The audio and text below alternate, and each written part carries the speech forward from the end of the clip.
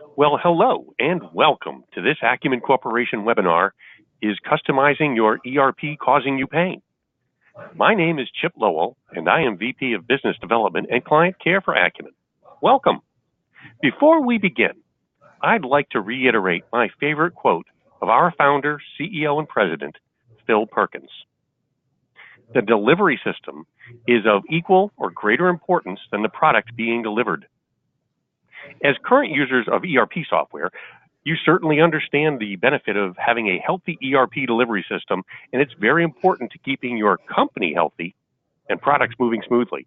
I think we all agree with Phil's statement. Does customizing your ERP cause you pain? Are you tired of waiting for programmers to be available? We will show you how to add fields, buttons, security, and custom reports in your ERP system. The base ERP platform shown today is SAP Business One. Your presenter today is Mark Ownby, Acumen Corporation VP of Operations.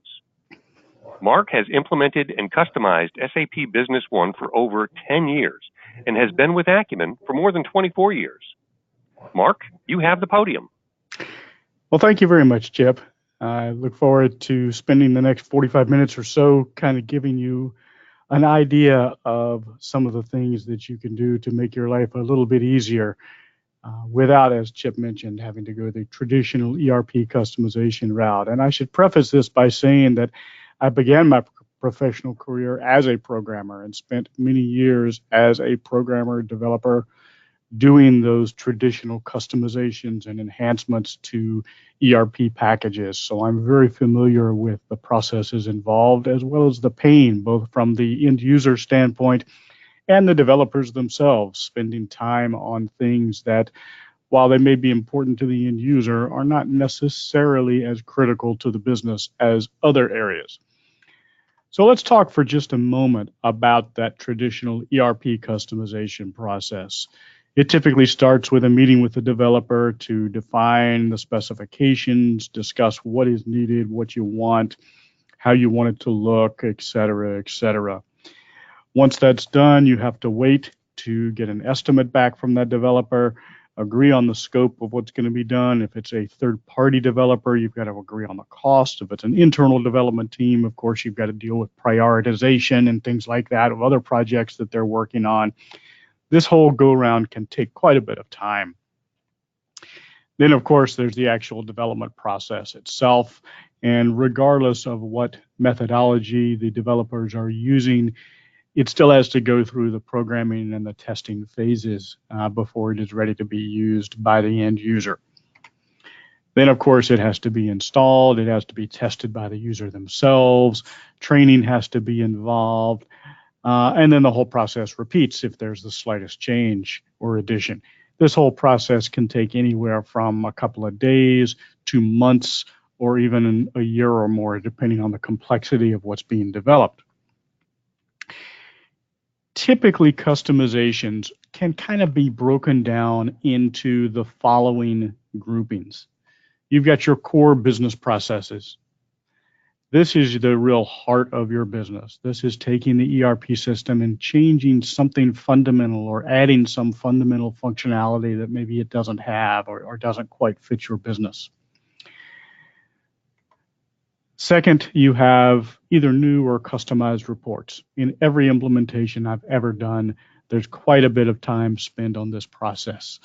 Either customizing the reports that come with the system or creating new ones to fit the business needs of the particular customer or customer. And then the third one, of course, is the user experience themselves. How does the system look? What fields are available? How do you navigate the system? What do the colors look like? Just everything about how the user interacts with the system.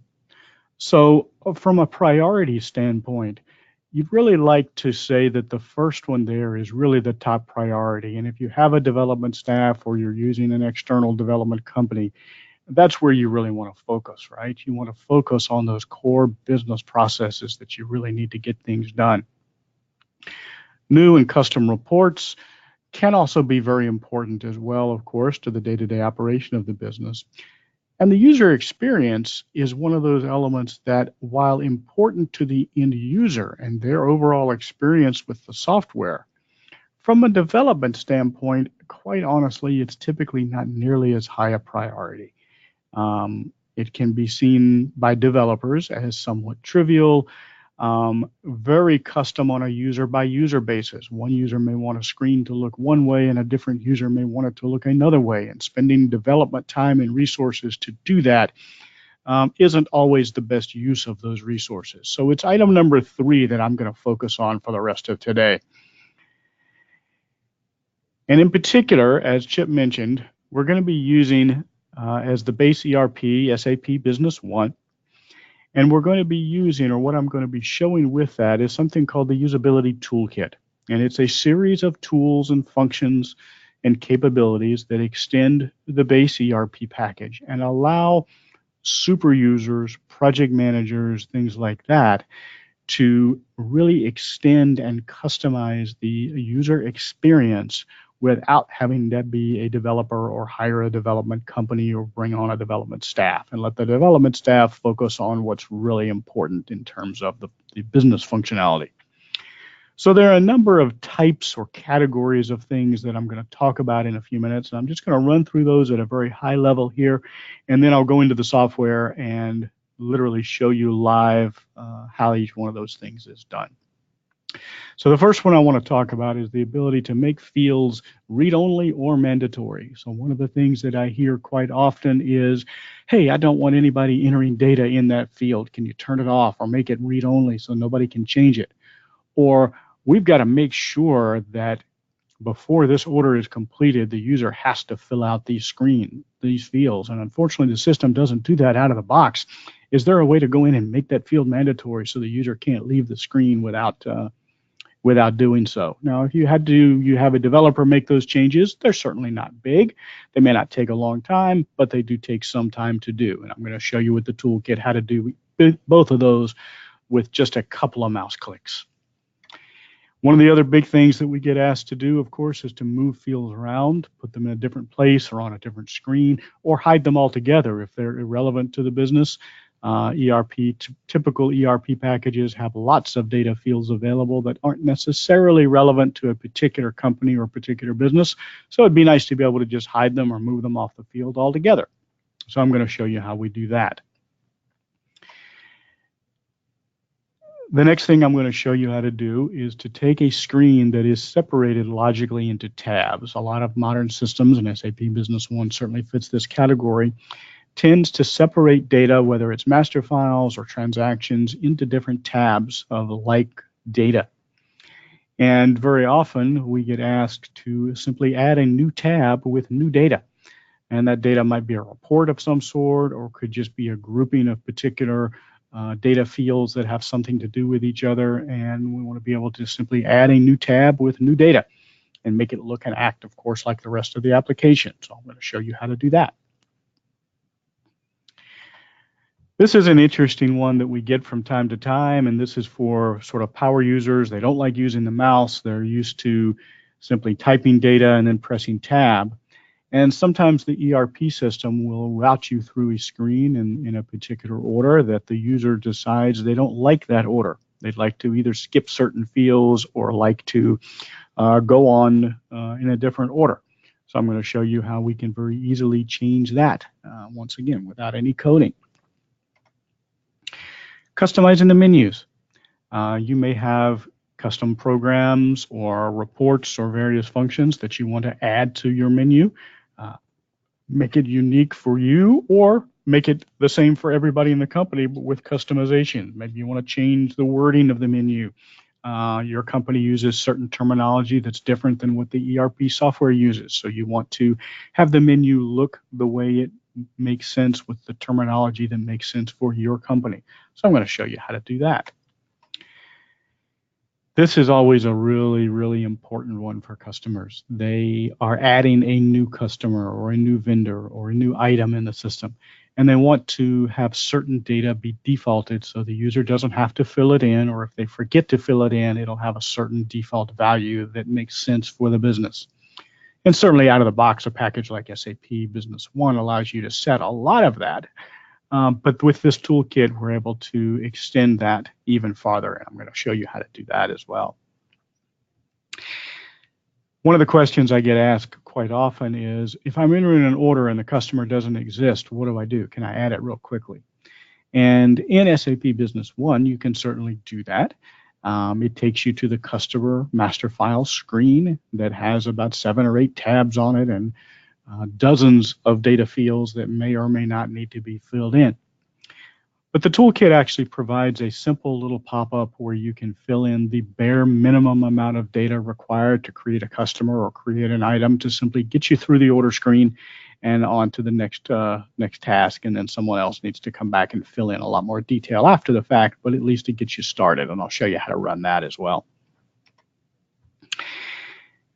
One of the things that is extremely powerful that I always do on all the implementations that I work on anyway is add buttons to screens, shortcuts, if you will, so that you don't have to leave one screen and go somewhere else in the application to do something. It might be a custom report. It might be running another function within the application. It might even be passing data to some external third-party application that's been integrated with the system. So I'm going to show you how to create those buttons and run those pretty easily. And finally, I'm going to show you, this is a big one that does take developers a lot of time, and that is adding what we call validation. So for example, when you enter an item, the system needs to check certain things about that item and make sure that it is correct. Or if you are adding a quantity, you need to check certain things about the quantity, or updating other data on the field. Or before you save an order, you make sure that everything has been entered correctly on that order. And while SAP Business One, once again, has a lot of that built into the system, a lot of that ends up coming down to your own individual business rules, how you want the system to perform for you. So those individual data checks or setting of values, etc., can be a very powerful way to extend the system, once again, without having to get the development staff involved. And as a matter of fact, all 9 of these items can be done with no traditional programming required at all. I do put a little footnote on there because, okay, if you're doing a custom report or a query, you may have to do a little bit of SQL programming in the SAP environment anyway. But don't be scared about that. It's not overly difficult, and I'm not gonna be too awful concerned with a whole lot of SQL stuff right now. So having said that, I'm going to switch over to the software itself and kind of do a live demonstration of each of those different things right here on the fly, and we'll go from there. So I'm going to now switch over to the SAP Business One software. And the first thing I want to talk about is those mandatory fields. So I'm going to go into a sales order, for example. And one of the things that can be very important when you're entering an order for a customer is making sure that the customer gives you their PO number. Some customers may say they're not going to receive the order if their PO number is not on the shipping documentation when it hits their dock. You need to make sure that you capture that PO number, and SAP provides a field right here to do that. But one of the things that we'd like to do is have that field be mandatory and make sure that the customer or whoever's entering the order sees it, and also make sure that it's that you can't save the order without it. So I'm going to right-click on that field, and notice here is my usability submenu that only as a super user I have this. A normal user doesn't have the ability to make these customizations because obviously you want to be able to control that a little bit. So I'm going to go down to my make this field mandatory, click on that button, and the system's going to think for just a second, and now it's going to come up and says this customer reference is now mandatory. So now if I go in and simply try to add an order very quickly and leave the customer reference field blank, it's going to pop up and it's going to give me a message that says this field is mandatory, customer reference number. And it's not going to let me save that document, and it takes me directly to that field. And it's not going to let me save that document until I do that. So that was just done with by a simple couple of mouse clicks to do that. Now, one of the other things that you might want to be careful of is make sure that the people that are entering information don't change something that you don't want them to change. And one of the common ones might be this payment terms over here. You don't want the person to give their buddy at their customer site different payment terms than what they're supposed to get. So once again, I can go right click on that field. I can go to my usability package. And down here, there's something that says make the items read only. So by clicking on that, notice it now brings me a list of just about every field within the order. And I can make all of these different fields read only if I want to.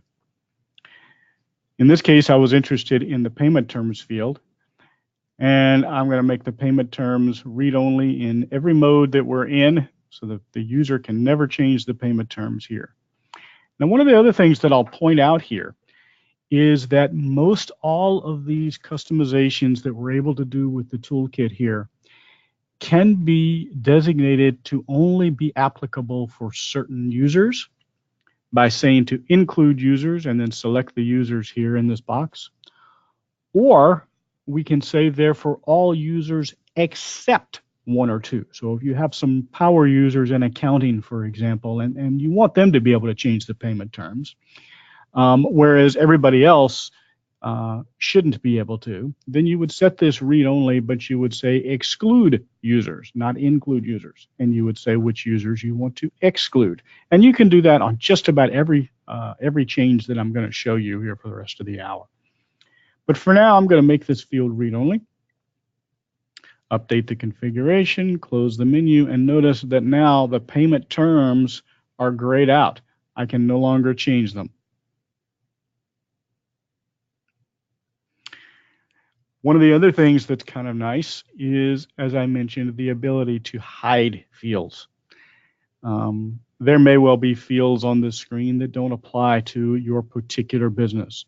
Once again, over here on the accounting tab, maybe there's some data here that you doesn't apply to you whatsoever, and you just want to get rid of the field and hide it altogether so that you can't see it. So I'll just pick one here at random. Let's say this order number field, and if I right-click there once again and go to the usability package, notice there's a selection here that says hide this item. And if I click hide, it takes it a minute, but now notice that field has now disappeared from the screen. It is no longer there. Now, it's very important to remember that if you hide a field that has data in it, like this federal tax ID field, for example, or the payment terms field, that data is still going to be populated. SAP will still populate the data as necessary as the default. You simply don't see it here on the screen. So it's a nice way to clean up the screens if you have a lot of data that you don't necessarily want or need to see. One of the other things that gets asked for a lot is new fields. Hey, we've got this particular piece of information that we really need to capture for when we're doing an order. And one example that I took from a customer that I've dealt with is, while there is a contact, of course, associated with the customer, that's who you primarily work with, but that's not necessarily who you're working with today, who's placing the order. It's someone different. And this particular user wanted to be able to capture who's placing the order, make sure they had their phone number, their email address, and any special comments or instructions that that particular buyer or user at the customer site had. So within the SAP Business One, we have the ability to add custom fields. And I can go in here and I can view those user-defined fields, and they show up over here in this right-hand panel. And I can come in and enter that information as it was requested. Now, I absolutely love SAP Business One. As Chip mentioned, I've been working with it for over 10 years now. I think it's a fantastic system. However, I'll be the first to admit that there are certain things about SAP Business One that are not ideal. And one of them is this particular user-defined field panel on the right-hand side. While it has a lot of functionality, and I completely understand why SAP implemented it the way they did, in reality, it's kind of ugly. It increased the size of the screen when you turn it on, and it would just be really nice to just not even have that there on the screen at all. So there's a couple of ways that we can use this toolkit to do that. One of them is to simply take individual fields and place them on the main window, literally wherever you want them to be, presuming there's space, of course. So for example, this order source field, I want to take that field and I want to put it right over here on the main window. So I'm going to right click on that field, choose the B1 usability, and I'm going to say I want to add this user defined field onto the main window. I'll click there. And it says, how do I want to put it? Basically, it's asking me how I want to place it there. I'm going to choose below. And now it says, click on the label of where you want to put it. I'll click OK to close that. And I'm going to click document date. And notice it has put it directly underneath document date. It updates the label a little bit. And if I just control double click there, I can change the label to be whatever I want it to be and get rid of that extra text that it puts on there. And now this user-defined field that was here is now here. And as I update it here, it also updates here when I save the data. So the data is always saved in the right place, but it's just right here on the main screen. Makes it much, much easier to deal with. And now I can close this user-defined field window, don't have to worry about it, and my data is sitting right here on the main screen. As an end user, I have absolutely no idea that that's a user-defined field versus something that's just straight out of the box with SAP. I just know that I have to fill it in. Okay. Now, one of the other things, and notice that you might recall that there were 4 or 5 fields there associated with the buyer. So one of the things that might be kind of nice is the ability to add that information on a tab all by itself. That the user would then click on. So I'm going to come down here. I'll just select a tab just to put my mouse in the right place. Once again, choose the usability. And now I'm going to create a new tab.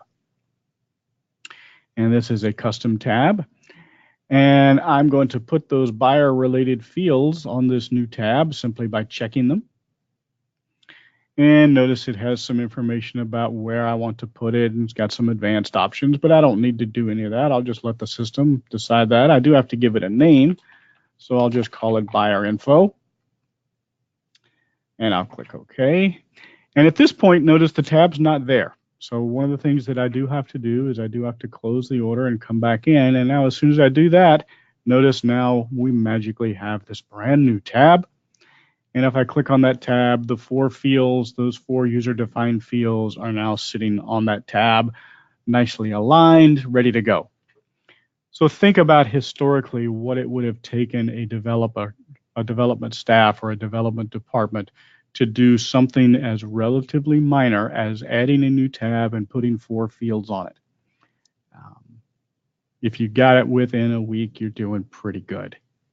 And I can say that from experience, having been a developer. It doesn't take a week to program it, but the entire cycle can certainly take that long. Now, one of the other things that's kind of powerful and nice is specific information related directly to what you're actually entering here on the screen. And I want to show you an example of that also by creating another new tab.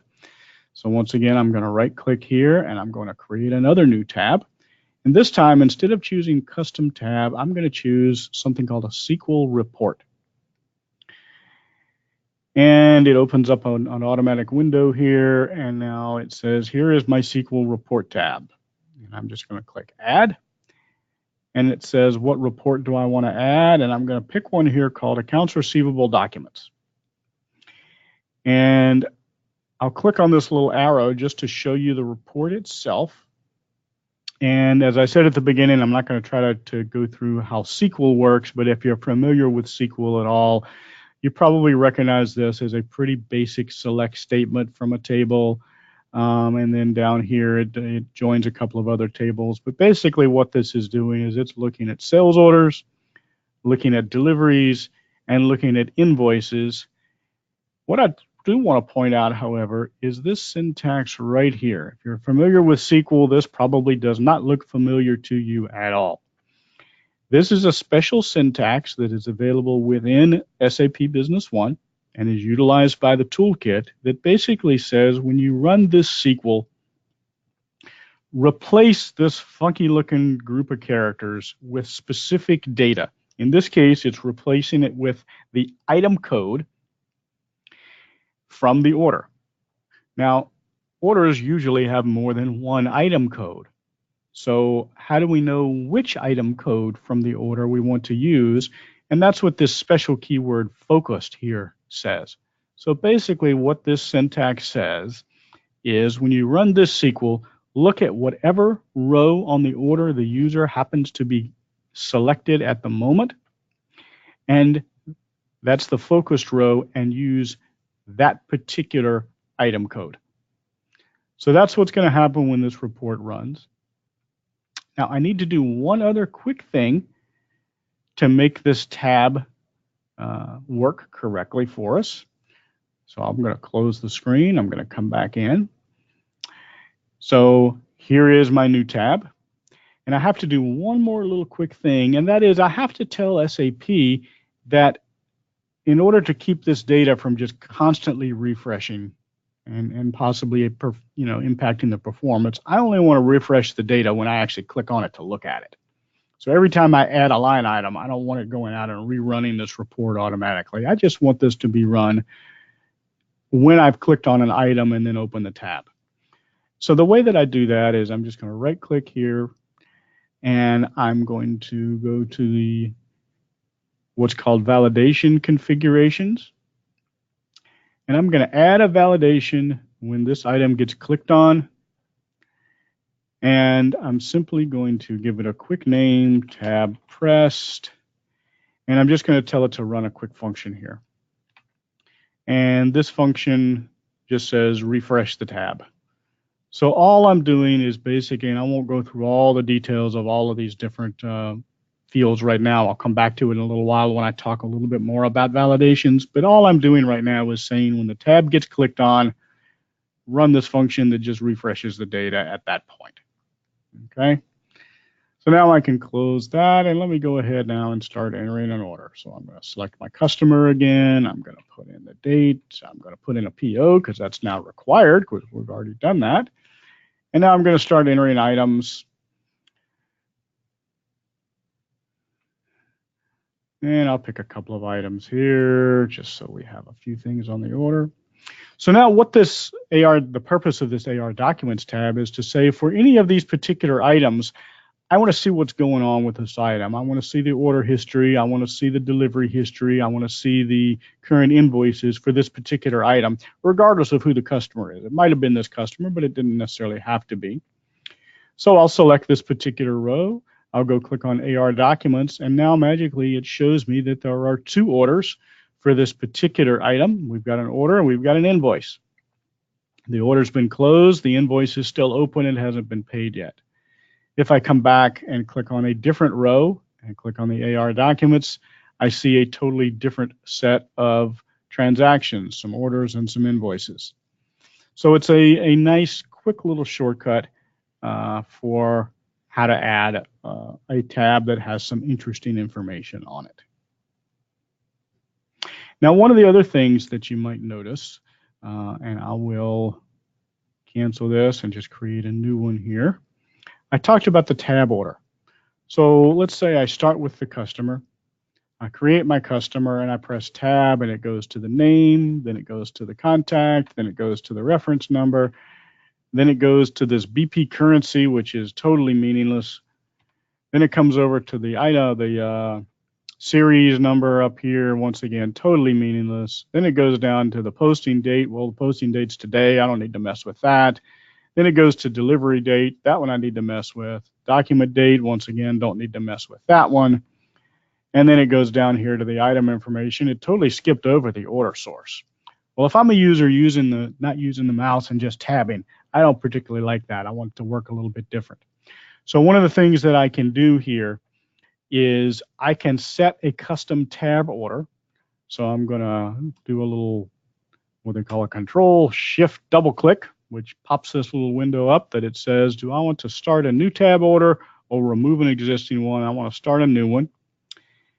And it says, should this be for everyone or just for me? So this is another example where you can customize the system just for yourself, or you can customize it for all users so that everybody looks and feels and acts the same. So I'll just pick all users here.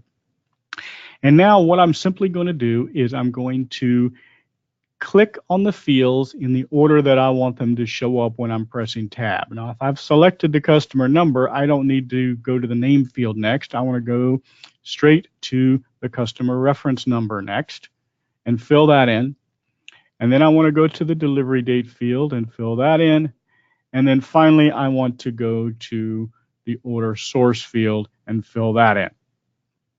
And I'll control shift double click on that field. And it says, do I want to save that? Yes, I do.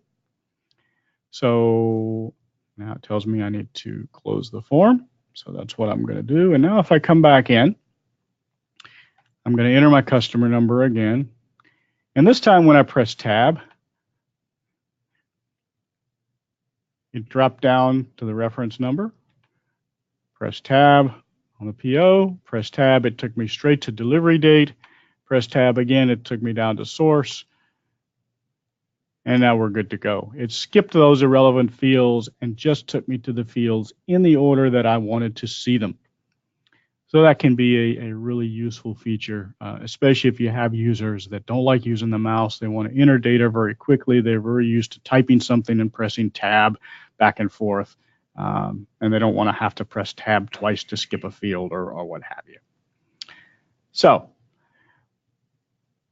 one of the other things that I mentioned in the beginning was the ability to customize the menu. Now, of course, SAP out of the box allows you to add or remove things from the menu that you don't have access to and things like that.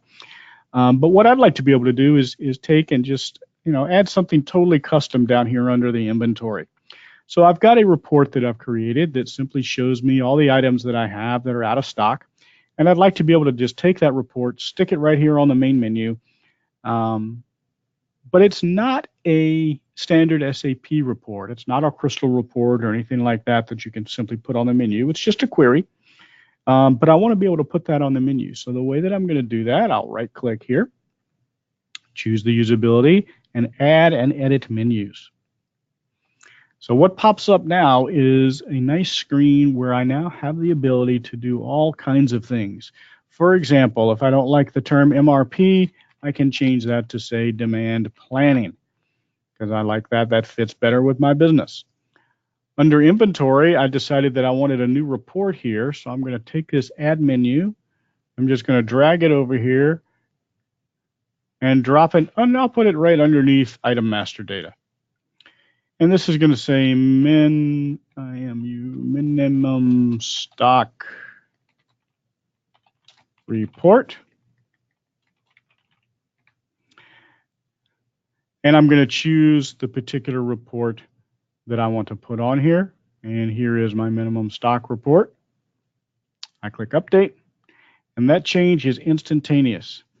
So notice that MRP has now changed to demand planning. And if I click inventory, notice I now have this minimum stock report that I can click on, and here is the query that I created. Notice that this particular query was created using that exact same tool.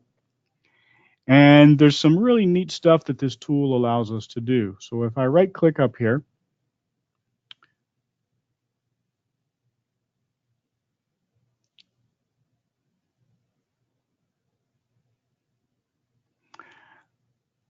I can edit this report directly from here. I don't have to go anywhere else to edit it. Once again, I have to be a super user to do this. Most users can simply run the report. They can't edit it. But in this case, I'm going to edit the report. And it opens up the report itself. And once again, a very simple select statement. Looking at the item warehouse record where the minimum stock is greater than 0 and the amount I have on hand is less than what that minimum stock is. Pretty simple report. It's got a title. Notice I can set the width and height that I want the report to show. And then over here, there's some funky looking stuff. And I'll click the wizard to make it a little easier to see what that's talking about. Because one of the things that you'll notice is the golden arrow beside the item code. So I can change the column title to be whatever I want. And then on the golden arrow, I can say I want the golden arrow to be item. If this was showing a sales order, the golden arrow might be the sales order. It could be all kinds of things. Notice that I also have a sum column here. So I'm going to add sum for the on hand. Now, it doesn't necessarily make sense because we're adding up the on hand of all of our items here, but that's okay. So we're going to do on hand, sum the on hand quantity. I'll update this, update the report definition. And now if I come back and rerun the report, notice that on hand now has a sum down here at the bottom. Once again, think about your development staff. If you were to ask them, hey, we've got this existing report, I just need you to add a total at the bottom for me. Think about what you would have to go through to get that total added to the report. How long does that take? How much do you have to go through? How long do you have to wait to simply add a total to the bottom of the report? So with this toolkit, that's something that the users can do very, very easily themselves.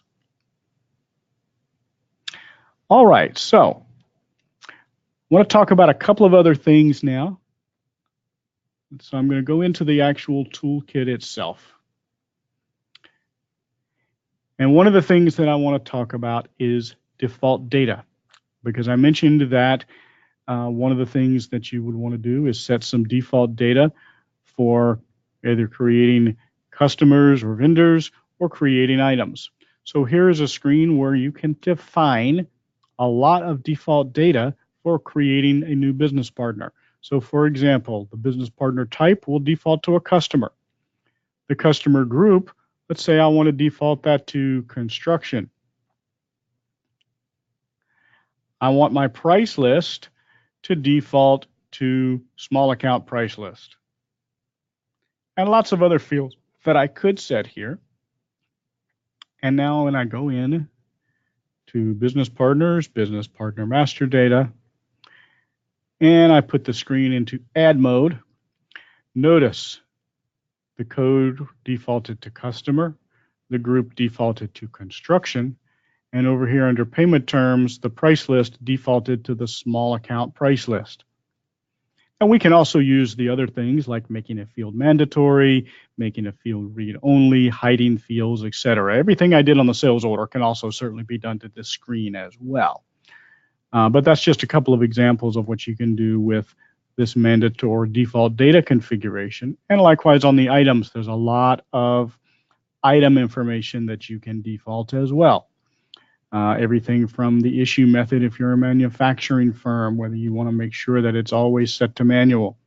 The shipping type, manufacturer, you can default the default vendor. I've had customers that this is very useful because the default vendor is basically their own manufacturing facility.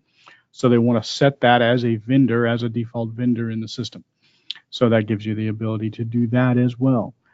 So, and notice you can also set defaults on any item properties that may be defined that you want to make sure by default they're checked. In SAP, by default, properties would not be checked. But here I can say, well, I want properties 1 and 2 to always be checked. In this way, when I create a new item, so if I go to inventory, item master, I go to add a new item and go over here to the properties. Notice the first 2 are checked because I've set those as a default. Okay. One of the other things that I mentioned that is quite useful is if I'm creating a sales order, I've got a new customer on the phone and I go to search and realize, oh, this customer's not there. Depending on your business process, the user taking the order may have the ability to create that customer. And SAP, of course, gives you the ability to do that. And you have to go through that screen that has all of those fields on it. And there's a lot of information. So one of the things that's kind of nice that this toolkit allows me to do is simply a simple keystroke combination, and this little window here pops up that allows me to do a quick create of the customer. Notice it picked up the same defaults that we saw before, the default price list, the default group, default payment terms, etc. But I can just create this customer right here on the fly, call it T001, temp customer, fill in address information, etc.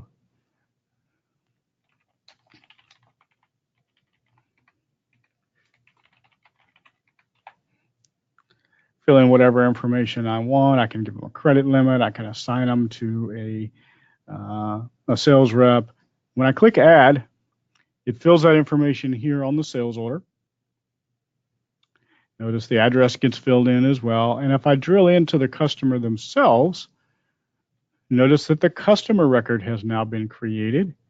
And it has created, in this case, both a bill to and a ship to address, because that's how it was set up in the what they call the quick create, was set up to allow it to do just that, to automatically create whatever address I put in there as both a bill to address and a ship to address.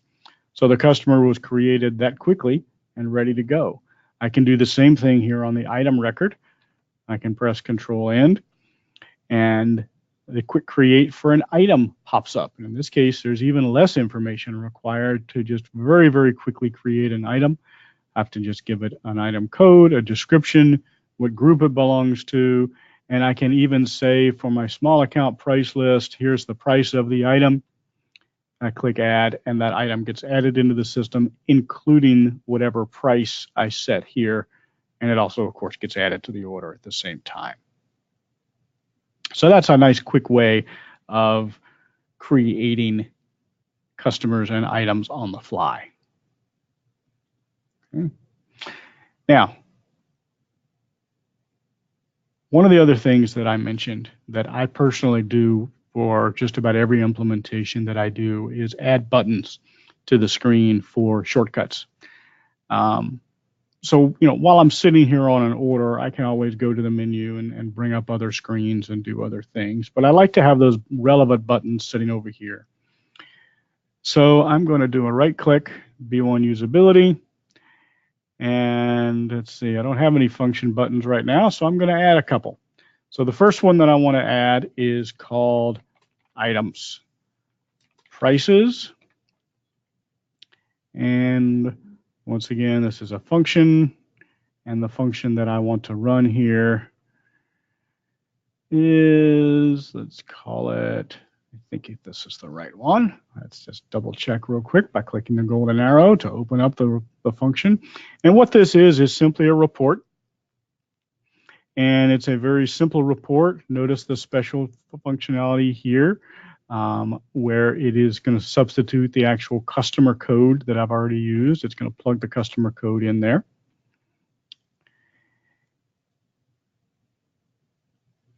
And I'll update that and close the form and come back in so that that button is now working for me. So I'm going to select my customer here. I'll put in the PO number that's required. I'll put in the date. They're on the phone with me. And then the purpose of this little report is simply to bring up a list of all of the items that have a price for this particular customer. So it's looking at the price list that's defined for this particular customer, giving the person on the phone the opportunity to say, okay, well, you want to buy a printer? Yeah, I want to buy two of those printers and 3 of these printers and 4 of those printers. We'll just select those 3 items. We'll hit select, and the system drops those into the order with the correct prices. Just a nice little shortcut, but the customers that I've implemented that for, they wanted it as a quick order taking, almost like an order guide, if you want to use that phrase, so that the person taking the order has a list of all the items and their prices right there in front of them. They don't have to look things up or flip back and forth to previous transactions, etc. Of course, the other thing that's kind of nice now is I can look at this particular item and I can come back to my AR documents here and see Wow, we've got this item here that we sold to another customer a whole lot cheaper. Okay, well, that's okay. We can make money with these guys, so we're good. Another button that I mentioned is the ability to launch external applications. So once again, if I go to my usability package and I edit the function buttons here, I'm going to add a second button, and I'm just going to call this ext app. And once again, it's going to run a universal function, and the function that I'm going to run in this case is external function.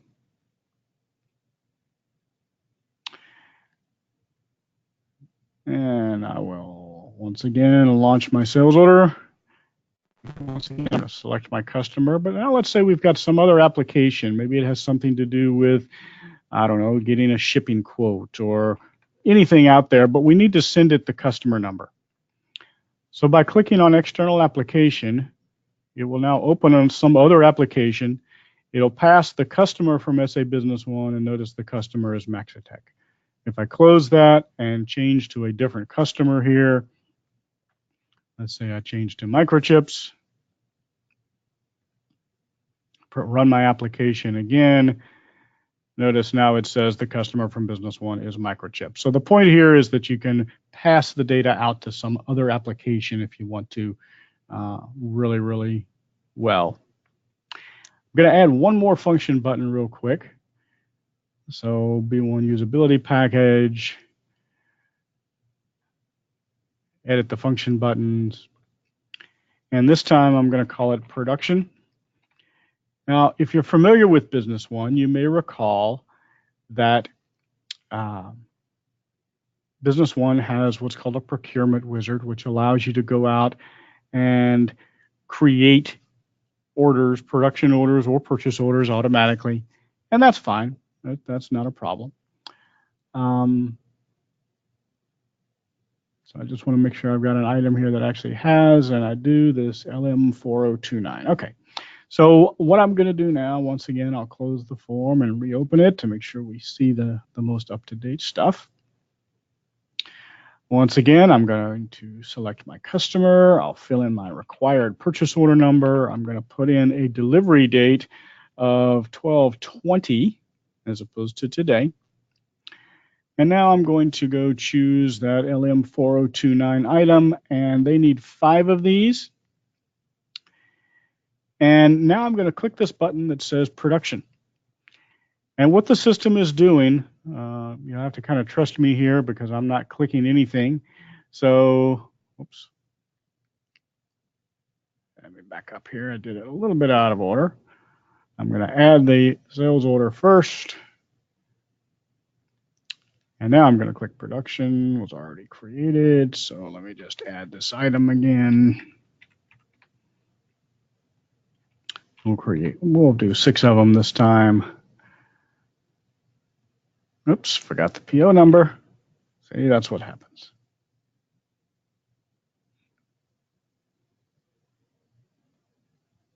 So now it's gone out and it has now created a production order automatically, created order number 160.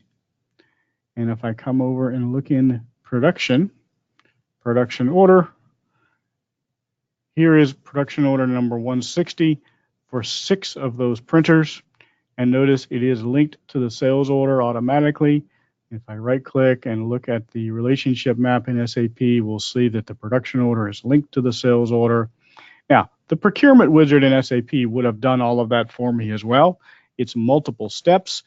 And by doing what I just did, the idea is you can simply do it kind of quickly and easily. So the last thing that I want to show you, I mentioned doing validations. And validation is a very broad topic. And we could spend hours going through all the different types of validations that exist in the system. But I just want to show you a couple of them, just so you kind of get the idea. So once again, I'm going to right click on the order. I'm going to go to the usability and I'm going to edit the validations. I did cheat just a little bit and added a couple earlier that I'm simply going to enable right now. So the first one is on the item field. And if I click the arrow here, it'll open it up. But the idea here is it simply runs a function when I leave the item code field in the row. It's going to run this function. And all that this function is going to do is simply give me a message on the screen. So the idea is just to show you that it's doing something. But this function could simply could be going out and checking something against the item, checking to see if there are already orders for this item, for example. That's one of the things that one of my customers asked for, is a message that says, hey, this customer already has an open sales order for this item. Are you sure you want to create a new one? So that's what this particular validation can allow you to do. So I'm simply going to turn that one on. And then the other validation that I have is down here on the OK button. And this simply says that when I click on item number 1, and item number 1 is the OK button. So when I click on the OK button, once again, it's simply going to give me a little message on the screen. But this one's a little bit different, because what this message says is, are you sure the order is complete? It's going to give me two choices, no or yes. And if the user clicks no, it's going to run another function. If the user clicks yes, it's going to go on. And what this other function is going to do is simply give me a message that says, okay, finish the order, and not let them save the order. So this is a way to group different functions together. So I will turn that one on as well, and I will update it. So now just to kind of show you how they both work, if I go in and enter an item number here, notice that as soon as I tab off that item, that first message pops up that gives me the item code and the description. And now down here, when I click on the update button, well, get out of that field. There we go. So now when I click on the update button, it says, are you sure the order is complete? And if I say no, it says, okay, well then go in and complete the order, and takes me right back without actually saving anything. Whereas if I was to say, yes, the order is complete, it now saves everything that I did. So I know I've thrown a lot of information at you and shown you a lot of different things. And quite honestly, with this particular set of tools, I've really only hit the tip of the iceberg. I don't want to say that the possibilities are limitless, but I will say that there are lots and lots of things that this particular tool set can do for you to make the use and the usability of the system hopefully a lot better for you. So I thank you very much for your time today. If you have any questions, any comments, or anything that you'd like to see more detail about, you'd like to learn more about how to do these SQL reports, you'd like to see more about the validations or the buttons, please don't hesitate to reach out, and we will be more than happy to spend some time talking with you to show you all of these wonderful features. Chip, I'll turn it back over to you at this point. Thank you, Mark. You certainly made all those ERP changes look quite simple with that tool set. And thank you to all our attendees on this webinar. We have recorded it, and we'll follow up with a link to view and review at your leisure, so look out for that email. If you have any questions on what you've seen today, please visit acumencorp.com and contact us. We'd love to help. Enjoy the rest of your day.